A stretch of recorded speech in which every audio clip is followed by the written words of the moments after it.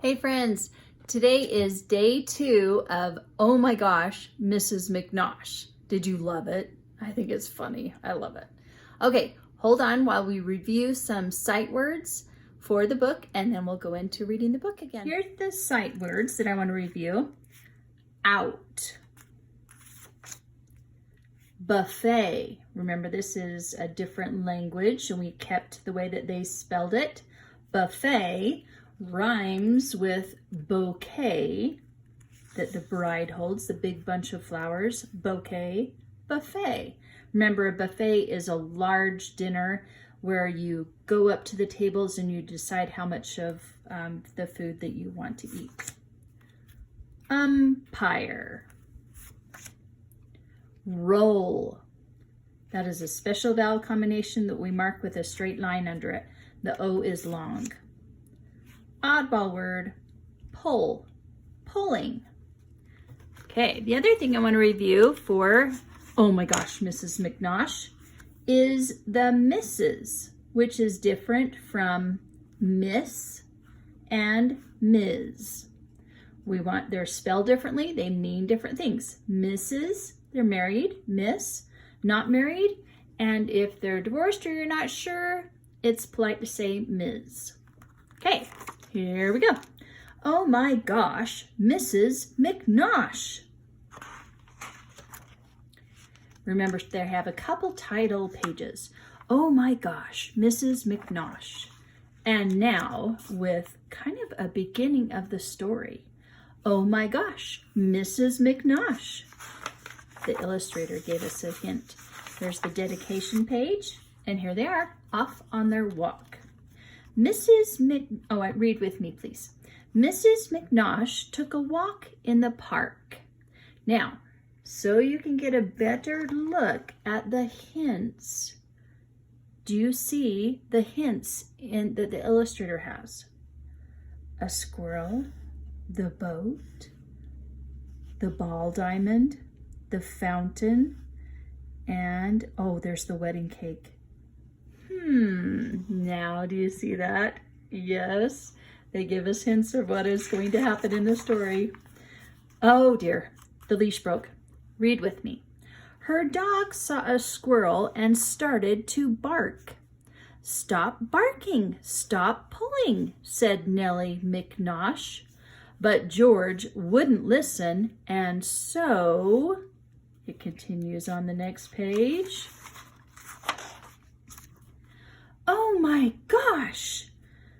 He broke the leash and look how they're both like plowing a field through the grass. Ready? He zipped through the flowers and skipped through the trees, barking at bicycles, babies, and bees. I love how these are some good examples of how ED has different sounds at the words. This one, zipped. That has a T sound. Skipped. Sometimes it's a T, sometimes it's D, and sometimes it's id. We'll learn all those differences. Here we go. He dove and he wove right past Mrs. McNosh. Sorry. I'll catch you, cried Nellie. But then, oh my gosh! I love how these words are in bold print, the dark black. The squirrel jumped over there. The dog's gonna make it through. How about Mrs. McNosh? Nope. Ready? The boat sprang a leak, so George had to jump out. I'll catch you, cried Nellie. She caught a big trout. Ooh, yuck. Oh dear, the wedding.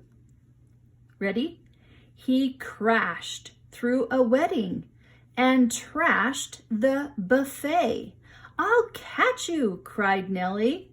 She caught, remember how I was just telling you sometimes ED at the end says t, d, or id? Crashed. These are D sound. I'll catch you, cried Nellie. She caught the bouquet. The bride threw it. Look, there's the illustrator's drawing of where she caught it just in time. But she also caught part of the wedding cake, some of the punch, and the food. Oh dear. Ready? "Come back here right now," hollered Mrs. McNosh. But George just kept running until, oh my gosh! Ready? He bumped the plump umpire, then jumped the stone wall. "I'll catch you," cried Nellie. She caught a fly ball. Remember, that's where it goes out of bounds. This time, bumped. We have the t sound at the end. Jumped.